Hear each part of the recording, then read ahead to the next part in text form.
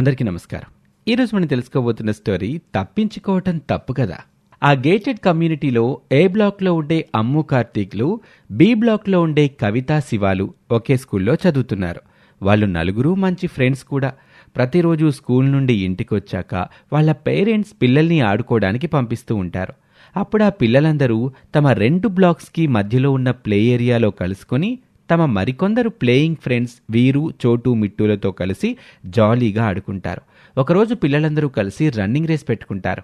ఆటలైపోయాక మనం అందరం చాలా ఫాస్ట్గా పరిగెడుతున్నాం, అయితే ఇంకా మనం మన స్కూల్ యాన్యువల్ డే స్పోర్ట్స్ కాంపిటీషన్కి రెడీ అయినట్టే కదా ఫ్రెండ్స్.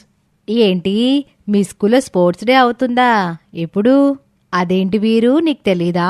మా స్కూల్ యాన్యువల్ డే అప్పుడు ఈసారి స్పోర్ట్స్ డే కండక్ట్ చేస్తున్నారు. అవును వీరు, ఈసారి చాలా గ్రాండ్గా చేస్తున్నారు. ఆ స్పోర్ట్స్ కాంపిటీషన్లో బెస్ట్ పర్ఫార్మెన్స్ ఇచ్చిన వాళ్ళకి మా స్కూల్ తరపున ఇంటర్ స్కూల్ కాంపిటీషన్కి పంపిస్తారంట. అంటే ఏంటో తెలుసా వీరు, అన్ని స్కూల్స్కి మధ్య జరిగే కాంపిటీషన్ కోసం వీళ్ళని పంపుతారు. అంటే ఆ కాంపిటీషన్ కోసం సెలెక్ట్ అయిన వాళ్ళకి వారానికి 2 స్పోర్ట్స్ పీరియడ్స్ కాదు, ప్రతిరోజు 2 గంటలు స్పోర్ట్స్ టైం ఉంటుంది. అలా 6 నెలలు ప్రతిరోజు స్పోర్ట్స్ ఆడుకోవచ్చు. ఓహో, అందుకేనా మీ అందరూ రన్నింగ్ ఇంత ప్రాక్టీస్ చేస్తున్నారు? అంతే కదా చోటు, రోజు 2 అవర్స్ స్పోర్ట్స్ ఆడుకునే ఛాన్స్ వస్తే ఎవరు వదులుకుంటారు చెప్పు అంటూ పిల్లలందరూ తమ స్కూల్లో జరిగే స్పోర్ట్స్ డే కోసం ఎంత ఆసక్తిగా ఎదురు చూస్తున్నారో తమ ప్లే గ్రౌండ్ ఫ్రెండ్స్ వీరు, చోటు, మిట్టులతో పంచుకున్నారు. అలా మరో వారంలో జరగబోయే స్పోర్ట్స్ డే కోసం పిల్లలు ఎదురు చూస్తున్న సమయంలో ఒకరోజు కార్తీక్ స్కూల్కి రెడీ అవ్వకుండా ఆడుకోవటానికి వెళ్తున్నాడు. అప్పుడే అమ్ము స్కూల్కి వెళ్ళటానికి రెడీ అయ్యి వచ్చింది. కార్తీక్, ఏంటి ఇంకా నువ్వు స్కూల్కి రెడీ అవ్వలేదా? ఇలాగే ఉన్నావు. నేను ఇవాళ స్కూల్కి రావట్లేదమ్ము, నేను నా హోంవర్క్ కంప్లీట్ చేయలేదు. ఎవ్రీ వీక్ మన హోంవర్క్స్ వెడ్నెస్డే రోజున చెక్ చేస్తారు కదా మన టీచర్. నేను ఈ వీక్ మొత్తం స్పోర్ట్స్ డే కోసం హోంవర్క్ చేయలేదు, అందుకే ఇవాళ స్కూల్కి రాను. అవునా, నేను కూడా ఈ వీక్లో ఒక్కరోజు హోంవర్క్ కంప్లీట్ చేయలేదురా.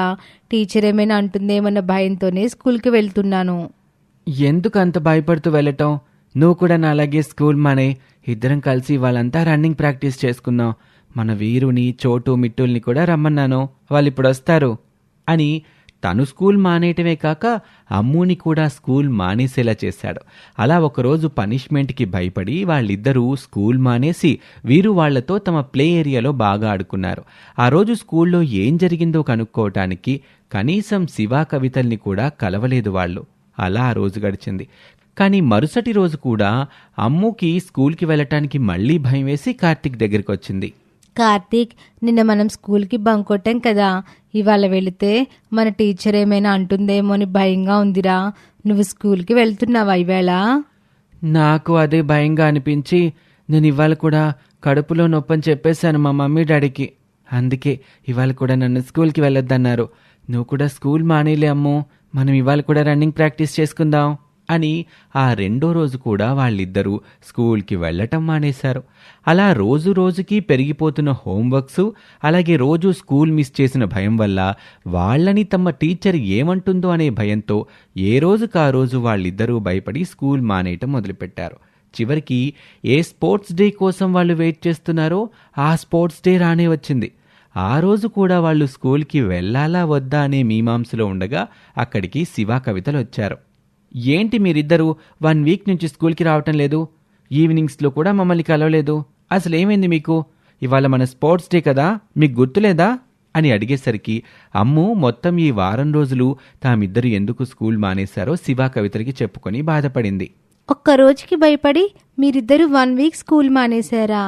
ఈ 1 వీక్లో ఎంత సిలబస్ అయిందో, అదంతా మిస్ అయిపోతామని భయం వేయలేదా మీకు? అది పోనీ, కనీసం మనం స్పోర్ట్స్ డే కోసమే కదా అంత కష్టపడి ప్రాక్టీస్ చేసింది. మీరు కూడా దానికోసమే కదా రోజు స్కూల్ మానేసి ఈ వారం రోజులు ప్రాక్టీస్ చేసింది. మరి ఇవాళ మీరు స్కూల్కి రావాలంటే ఎందుకు అంత భయపడుతున్నారు చెప్పండి? మరేం పర్వాలేదు, మీరు ఈవేళ మాతో స్కూల్కి వచ్చేయండి. మిమ్మల్ని ఎవరూ ఏమీ అనరు. వచ్చి టీచర్కి నిజం చెప్పి ఒక్క సారీ చెప్పండి. ఇవాళ స్పోర్ట్స్ డే కదా, మిమ్మల్ని టీచర్ ఎక్స్క్యూజ్ చేస్తారు అని ఎంత చెప్పినా వినకుండా కార్తీక్ తన భయంతో అమ్ముని కూడా బెదరగొట్టేశాడు. దాంతో శివ కవితలు ఎంత కన్విన్స్ చేసినా వీళ్ళిద్దరూ వినకుండా ఆ స్పోర్ట్స్ డే రోజు కూడా స్కూల్ మానేసి ఇంట్లోనే బాధపడుతూ కూర్చున్నారు. అప్పుడు వీరు చోటు అక్కడికి వచ్చారు. ఫ్రెండ్స్, మీరు ఇలా బాధపడ్డానికి మేము కూడా కారణం కదా. అవును వీరు, మన ఫ్రెండ్స్ స్కూల్ మానేసిన రోజు మనం కూడా వాళ్ళకి కాస్త ధైర్యం చెప్పి స్కూల్కి వెళ్ళమని చెప్పుంటే ఆ తర్వాత రోజైనా వాళ్ళు వెళ్ళేవాళ్ళు. కానీ మనం వాళ్ళతో రోజంతా ఆడుకోవచ్చని అనుకుని వారం రోజులు హ్యాపీగా టైం స్పెండ్ చేస్తే ఈవేళ వీళ్ళిద్దరూ స్పోర్ట్స్ డే మిస్ అయ్యారు అని బాధలో ఉన్న తమ ఫ్రెండ్స్ని ఓదారుస్తూ ఉండిపోయారు. సాయంత్రం శివ కవితలు తాము రన్నింగ్లో గెలిచిన మెడల్ని, ఒకరు కప్పుని తీసుకొచ్చి తమ ఫ్రెండ్స్కి చూపించి తమ ఆనందాన్ని షేర్ చేసుకున్నారు. అప్పుడు కార్తీక్, పాపం నా మాట వినకుండా ఉండుంటే ఈరోజు అమ్ము కూడా ఏదో ఒకటి గెలుచుకునేది. నేను చెడిపోవటమే కాకుండా తనని కూడా చెడగొట్టాను. అవును కార్తీక్, మనం ఏ తప్పులు చేయకుండా ఉండలేము. అలానే తప్పు చేసినప్పుడు అలా తప్పించుకొని దాక్కుంటే మనం లైఫ్లో చాలా హ్యాపీనెస్ని మిస్ అయిపోతాము. నిజం కార్తీక్, మీరు రాని ఈ వారం రోజులు స్కూల్లో చాలా వండర్ఫుల్గా ఉంది. ప్రతిరోజు హాఫ్ డే మన యాన్యువల్ డే ప్రిపరేషన్స్ కోసమని క్లాసెస్ జరిగేవి కాదు. ఈ విషయం మీకు చెప్పాలన్నా మీరు మమ్మల్ని ఏ రోజు కలవలేదు. అసలు తప్పు మాదేలే శివ. మన టీచర్ హోంవర్క్స్ మనకి ఎందుకు ఇస్తారు?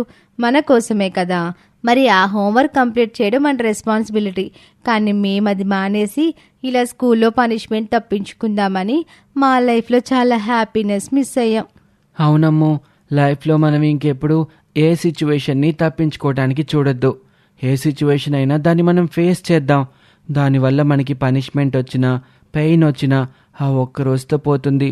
ఇలా తప్పించుకోవాలని చూస్తే చాలా మెమరీస్ మనకి మిస్ అయిపోతాయి అని ఆ పిల్లలు తమ తప్పు తెలుసుకొని తమ పేరెంట్స్కి సారీ చెప్పి వాళ్ళని తీసుకుని వెళ్ళి స్కూల్లో టీచర్కి అపాలజీ చెప్పుకొని మళ్ళీ తమ స్కూల్కి వెళ్ళటం మొదలుపెట్టారు.